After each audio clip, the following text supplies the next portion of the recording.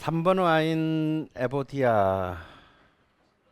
앞에 와인 그 꼬토데 이마스랑 비교하면 좀 어떤 것 같아요? 예? 예? 예, 완전 다르죠. 완전 다르고 이거는 좀 아, 향도 굉장히 아깝게 비해서 풍부하면서도 굉장히 세련되고 여성적이에요. 어, 뭐 약간은 이제 이른바 베리류, 그러니까 뭐 딸기류의 그 느낌들이 많고요. 그러니까 꽃향 같은 것도 굉장히 많습니다. 이 와인은요, 총 인구가 530명밖에 안 되는 조그만한 마을에서 만드는데 그 530명 중에 350명이 이 와인을 만드는데 종사하고 있습니다. 그러니까 중북부 아라공 지역의 정말 그 와인인데요. 아마도 이 와인은 이 에보디아는 제가 여러분 첫 시간에 마셨던 그 파머스립과 더불어서 제가 가장 많이 파는 와인이에요.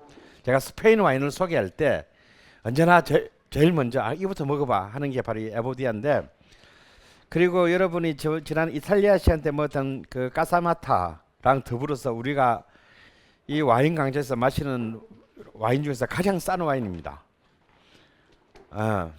그리고 이 와인은 그 파크가 연속해서 계속 매년 90점을 주는 와인으로도 굉장히 유명하고, 아마 신의 물방울 33권까지 나온 신의 물방울에 등장하는 와인 중에서 가장 싼 와인일 거예요. 근데 아주 지금 스페인 와인의 오명을 가장 씻어낸 가장 대표적인 스페인 와인의 효자 상품이라고도 할 수 있고, 이름도 내자이긴 하지만 복잡하지가 않아서 외우기도 쉬워요. 음.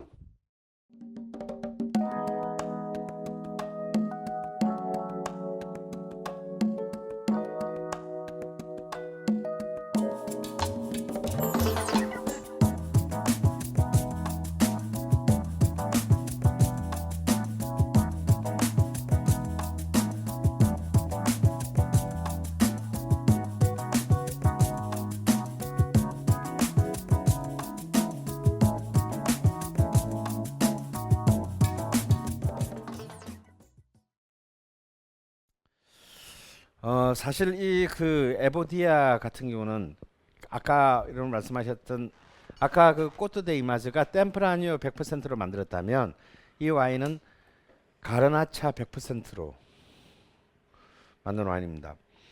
그러니까 아까 좀 템프라니오가 조금 더 이렇게 좀 무던한 남자와 같다면 이 가르나차는 좀 굉장히 좀 멋도 좀 부릴 줄 알고 뭔가 좀 머리에 든 것도 많은 것 같은 굉장히 그 다양한 표정과 내음을 갖고 있는 좀 여성성이 굉장히 강한 그런 와인이라고 할 수 있고, 제가 개인적으로 굉장히 좋아하는 와인인데요. 음, 제가 이 와인에 대해서 굉장히 고마워하는 것은 이게 아까도 말한 대로 무슨 어마어마한 대규모의 공장에서 만들어내는 와인이 아니다 보니 사실 이렇게 높은 평가를 연속해서 받았는데도 어, 와인 가격이 5년 전에 지금이랑 똑같아요. 어, 그래서 전 참 굉장히 정말 훌륭한 그 마음씨를 가졌다, 이 와인을 만드는 사람들의. 파머스 립도 사실 그렇다고 제가 얘기를 했는데, 여전히 이제 이런 그 소규모 생산자들의 와인들이 그런 대자본의 논리에 의해서 무자비하게 휘둘리는 일이 없이 이렇게 정말 독립적으로 잘 앞으로도 계속 오랫동안 살아남아 줬으면 좋겠어요. 이 와인의 공급가는 까사마타랑 거의 같습니다. 어, 22,990원이군요. 앞에서 먹었던 꼬토데 이마스가 33,880원입니다. 그러니까 무엇을 선택하실지는 여러분의 마음에 맡길게요.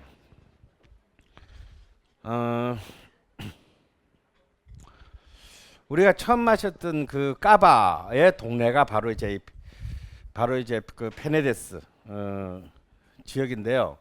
이 여기는 이제 거의 우리가 알고 있는 대부분의 유명한 세계 시장에 나는 까바가 만들어내는 곳이면서 또 동시에 이제 여러분 아마 스페인 와인에서 제일 많이 본 이름이 우리나라 아마 제일 처음 들어온 스페인 와인이기도 하고 스페인에서 한 와이너리로서는 가장 많은 생산량을 가진 회사 그리고 칠레나 이런 데도 다 자기들의 그 자회사 자기 산하에 어떤 와이너리가 있는 가장 큰 가문이에요. 이 또레스 가문에서 만든 이 레드 와인은 우리나라에서 제일 많고 스페인 와인을 좋아하는 사람과 스페인 와인을 욕하는 사람을 동시에 다 만들어낸 게 이제 이 또레스인데 이 마스나 플라나 같은 이 또레스의 와인이 굉장히 좀 유명하죠.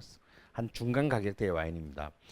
이 또레스 가문이라든가 그 꼬드르니우라든가 그리고 여러분 처음 마셨던 그 꼬돈 블루를 만든 프레시넷 같은 이제 이런 유명한 와이너리들이 다 있는 동네가 바로 이 페네데스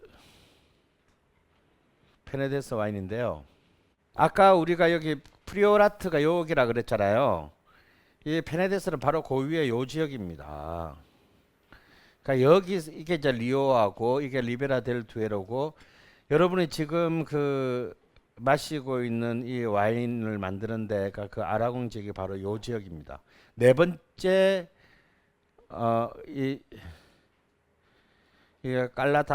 깔라타유드라든가 이게 아라곤 요 지역에 많으니까 요 다 비슷한 동네죠. 비슷한 동네고요. 우리가 첫 번째 마셨던 와인인 페네데스가 바로 요 동네입니다. 자 이제 네 번째 와인 모나스티리오 호벤을 4번에 다 한번 또 따라 보십시오. 지금쯤 이제 아주 이 레드 와인들은 충분히 이제 좀 산화가 되어서 아주 먹을만 할 것 같아요. 자, 다 따르셨나요? 예, 한번 4번 맛을 한번 같이 보도록 하겠습니다.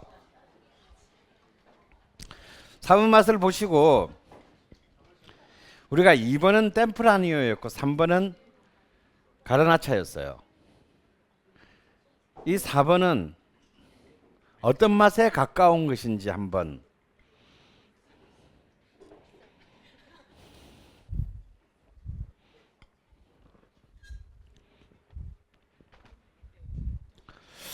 자 4번은 2번하고 3번 중에서 어떤 쪽이 더 가깝다고 느껴지세요? 2번이요? 3번. 네, 이 모나스트리오는요 가르나차와 템프라니오를 5대5로 예, 블렌딩한 게 다 맞는 거야.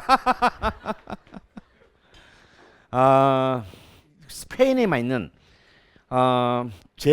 JOVEN이라고 병에 써져 있습니다. 그러니까 보통 레세르바나 그란 레세르바 크리안사가 써 있는 자리에 있어야 될 자리에 그게 아니고 호벤 JOVEN이라고 쓰이지. 뭐지? 뭐 지역인가 사람 이름인가 헷갈리기 쉬운데 이 호벤이라는 거는 뭐냐면요. 사실 가격은 제일 좀 싸요. 싼데 통 숙성을 하지 않았거나 통에 잠깐 넣었다 뺐다라는 뜻이에요. 그러니까 완전히 생으로 포도를 발효시켜서 그냥 병에 그대로 넣고 나온 거라는 거죠. 그러니까 충분한 어떤 그 숙성을 특히 나무통, 오크통 숙성을 하지 않았기 때문에 그냥 사실 우리가 탄닌이 꼭 그 포도의 줄기나 껍질에서도 추출된다고 했지만 나무통에 이 나무에서도 추출된다고 했잖아요. 그렇기 때문에 이 호배는 뭐냐면 굉장히 호가 엇갈리는데 그냥 포도 그 자체에 생생함을 즐길 수 있어서 난 너무 좋다라는 파와 야 이건 너무 그냥 내놓고 그냥 뭐 나보고 어떡하라고 너무 들이댄다 이건. 그래서 좀 너무 거칠다 혹은 너무 날것이다 이런 느낌 준다는 데서 싫어하는 사람 이 두 개의 부류가 있는데 그래서 혹시 여러분이 스페인 와인을 사 마시는데 이제 뭐 크리안사도 배웠고 레세르바도 배웠고 그란레스도 배웠는데 호배는 뭐지? 그러니까 영어식으로 읽으면 조벤. 어, 이게 뭐지 할 때 여러분 한번 보통 호배는 가격이 싸요. 크레안사보다 훨씬 싸게 되어 있습니다. 이 싼 거를 한번 사서 한번 먹어보세요. 또 의외로 이렇게 또 거기에 맛이 또 새로운 어떤 즐거움을 맛볼 수 있는 그런 또 비밀이 숨어 있을 수 있습니다.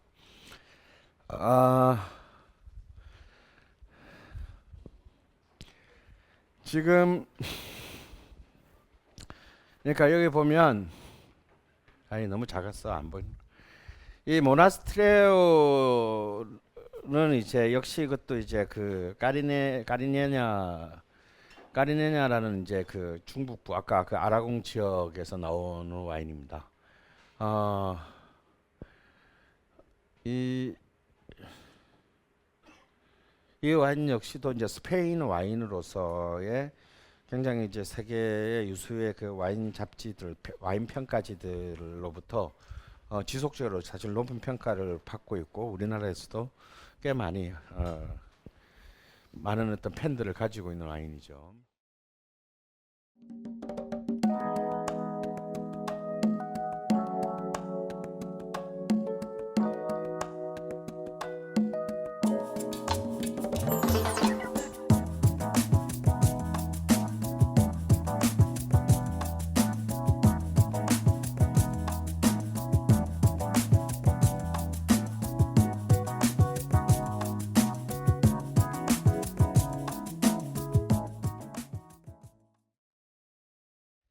자, 여러분 가격을 떠나서 이제 2번, 3번 가격은 알고 뭐 4번 가격은 거의 세 번째 와인 가격하고 비슷합니다. 자, 가격을 떠나서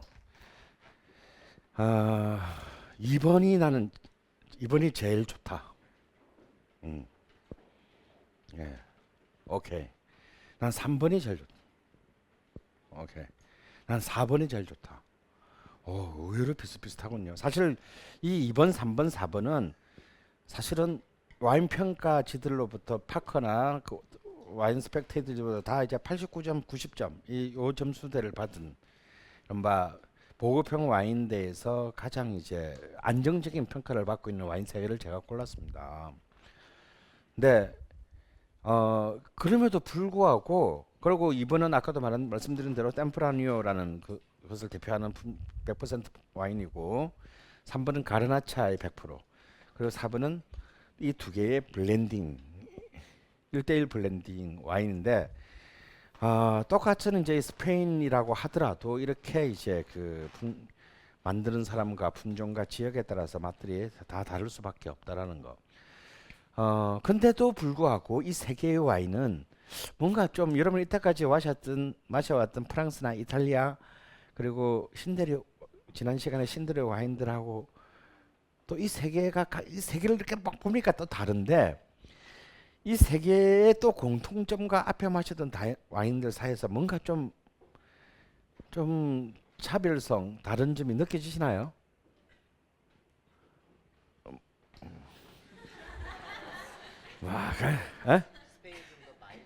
와, 마일드하고 가볍다. 그리고 이게 물론 이제 굉장히 비싼 와인을 드시면 그런 생각이 안 드실 텐데, 근데 우리 보통 이제 우리가 거의 비슷한 가격대의 와인을 마셔왔기 때문에, 첫 번째 드는 특징은 좀 마일드하다. 그리고 가볍다. 그리고 또 뭔가 또 다른 특징이 있다면 어떤 건가?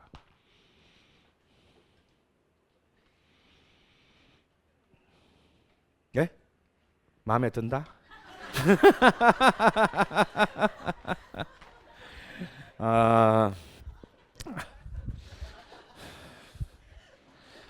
사실 저는 처음 스페인 와인을 접했을 때는요, 저는 좀 적응이 안 됐어요. 저는 너무 마셔왔던 와인하고 너무 달라가지고 좀 그래도 좀 이상한 애들 아니야? 상태 안 좋은 애들이 많은 거 아니야? 뭐 이런 생각이 들 정도로 좀 이상했어요. 그래서 이렇게 한동안은 첫인상들이 별로 이렇게 지속적으로 안 좋았기 때문에 한동안은 전 스페인 와인을 한 2, 3년, 3년 뭐 한 2, 3년 정도는 웬만하면 누가 사주지 않으면 내 돈 주고는 안 마시는 그런 와인에 속했습니다. 그런데 이제 그러면서도 이제 야금야금 이렇게 하나 둘 이렇게 마시다 보니까 이게 스페인 와인만의 또 어떤 그런 그 개성들이 느껴졌어요. 저는 앞에 그 우리가 어떤 전통적인 프랑스나 이탈리아 같은 어떤 그런 와인이나 우리가 여러분 지난 시간에 신드롬 와인 딱 했을 때 여러분이 정말 캘리포니아 와인에 대한 느낌이 딱 왔었죠, 그죠? 그때 그런 사실 이렇게 캘리포니아나 호주의 와인들은요, 사실 처음 마시는 사람들이나 와인을 오래 마신 사람들이나 간에 누구나 가장 많은 최대 공약수를 가진 와인입니다.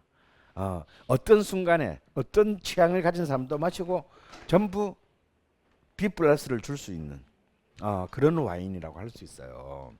그런데 이제 프랑스나 이탈리아는 A 플러스인데 왜 치는 거 있잖아. 변희재가 이정희한테 한 말 있잖아. 전교 1등인데 뭐라 그랬어? 무슨 1등이라 그랬어? 변희재가 그때 왜 그 저기 대통령 후보자 토론 끝나자마자 채널 A인가 거기에서 이제 그 후보자 토론을 평가하면서 이정희를 평가하면서 전교 1등이다. 사악한 전교 1등 같다. 근데 변희재 존나 칠 수 없지만 나는 그게 진짜 그 정말 정확한 표현이라고 생각했어요. 왜냐하면 저는 후보자 토론 보면서 졌다라는 생각을 했거든요. 왜냐면 이렇게 저러면 안 돼. 우리의 박양이 막 애처로운 표정을 지을수록 막 표가 저기 막 몰려드는 게 막 들고 이정희가 의기양양할수록 어차피 이게 곧 사퇴할 건데 우리 표가 사라지는 게 너무 보이는 거예요. 이건 이제 엉뚱한 이상한 또 왜 일로 간지 모르겠는데 저는 이제 여러분 다 아시다시피 저는 부산에서 태어나서 부산에서 고등학교 졸업했어요. 우리 어머니 아버지는 제가 태어나기 훨씬 전부터 그 땅을 떠나본 적이 없어요. 우리 아버지는 아직도 살아계시는 우리 아버지는 아직도 김대중이 빨갱이라고 생각하는 분이에요. 근데 그분이 이 두 분이 그래도 제 어머니는 굉장히 합리적인 분이야. 내가 합리적으로 얘기하면 이해해요. 우리 아버지는 제가 합리적으로 얘기하자마자 1분 만에 뭐가 날라와요. 빨갱이 놈의 새끼 하고 뭐가 날라와요. 그래서 저는 어릴 때는 우리 아버지랑 아버지를 매일 술 먹고 다녔기 때문에 볼 틈이 없어서 3분 이상 대화를 못했고 크고 난 뒤에는 1분 이상 대화가 안 돼. 뭐가 막 날라와서 게임이 끝나. 그런데 그런 분이 97년 대통령 선거 때 김대중을 찍었고 2002년 선거 때 노무현을 찍었어요. 왜? 간단히 전화 한 통으로. 이런 분한테 뭐 자꾸 나라의 미래가 또 이러면 안 돼요. 그럼 내가 빨강해야 되는 거야. 한마디면 딱 이번 김대중이 돼야 아버지 장남이 좀 일이 풀립니다.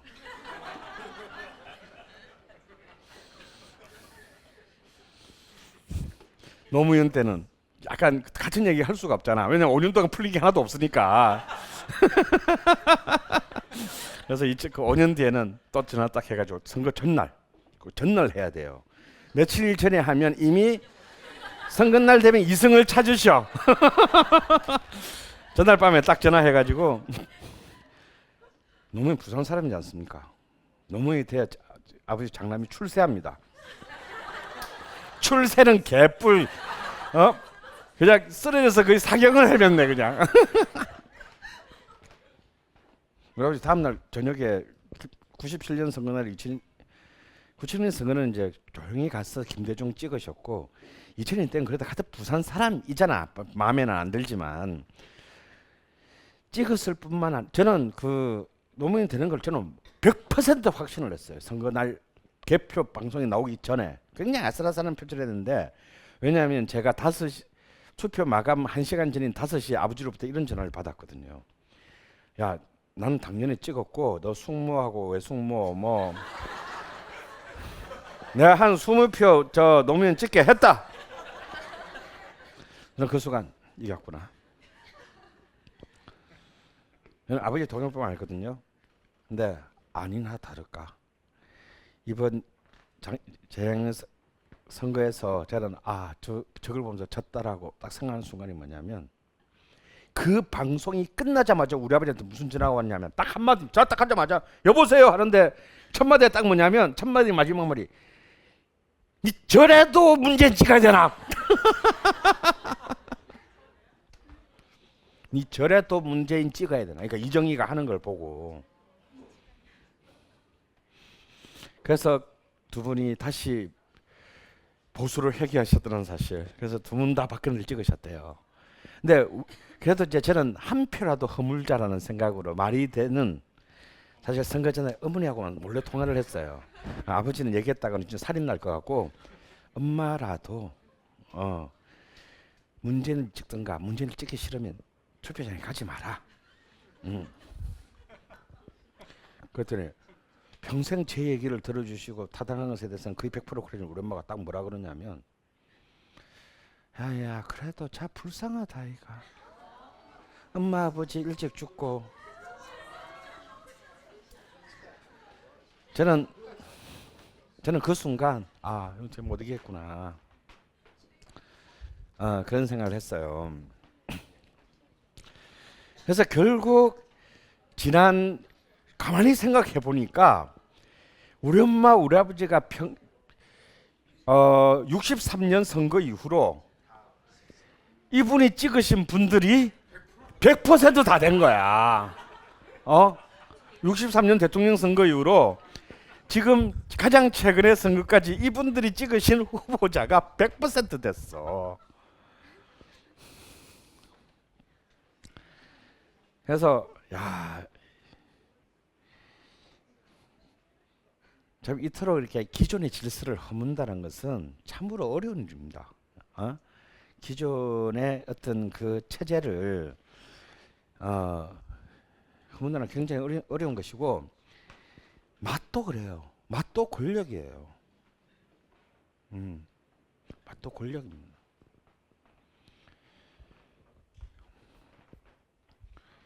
따라서 스페인 와인은 프랑스와 이탈리아하고 바로 붙어 있어요. 그렇기 때문에 저 남아공이나 호주나 칠레처럼 멀리 떨어져서 우리는 어차피 저 본바닷가 너무 떨어져 있으니까 우리는 우리야라고 주장하기가 사실상 쉬워요. 어차피 저들하고는 뭐 기후대도 다르고 만드는 사람도 다르고 그걸 만들어 온 전통도 다르고 그것을 먹었던 사람도 다르니까. 그리고 그것을 자신의 와인을 소비하고 있는 사람들이 먹고 있는 나머지 와인을 둘러싼 수많은 광대한 식문화가 다르니까. 근데 스페인은 그걸 다르다라고 주장하기에는 너무나 같은 지중해 문화권 안에 있다고요.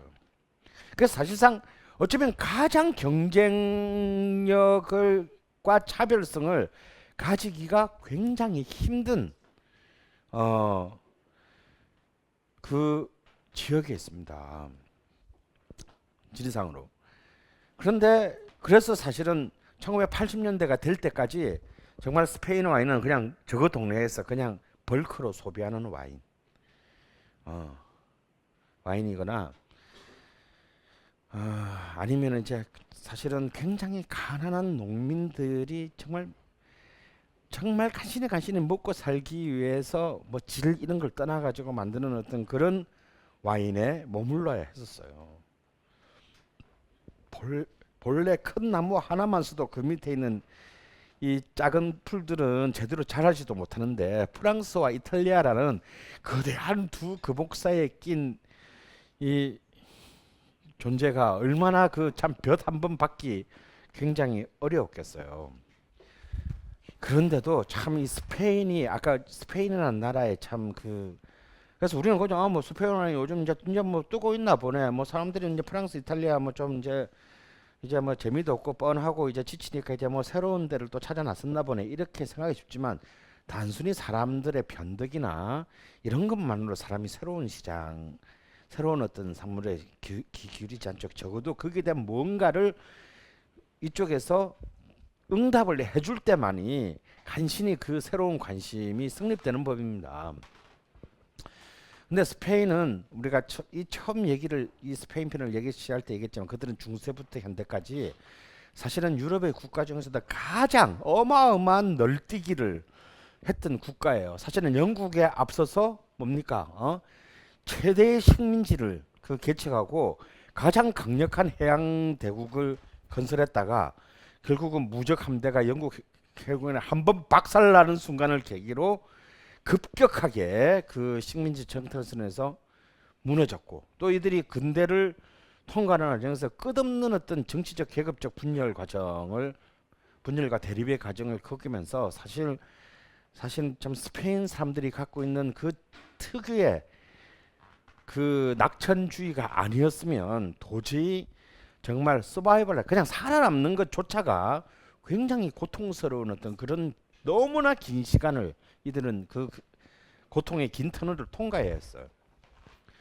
어쩌면 그런 그 고통 익숙해진 고통과 그 익숙해진 고통을 또한 넘어서려는 그 스페인 특유의 그 대책 없고 거대한 낭만주의와 낙천주의가 어쩌면 이 오늘 우리가 마시는 스페인의 와인 속에 들어있는지 몰라요. 그리고 이 사실은 제가 느끼기에는 그 같은 그 지중해 유역의 유럽임에도 불구하고 그리고 많은 품종들을 프랑스와 공유하거나 나누고 있음에도 불구하고 스페인 와인들은 프랑스 와인과 더군다나 이탈리아 와인과 너무나 다릅니다.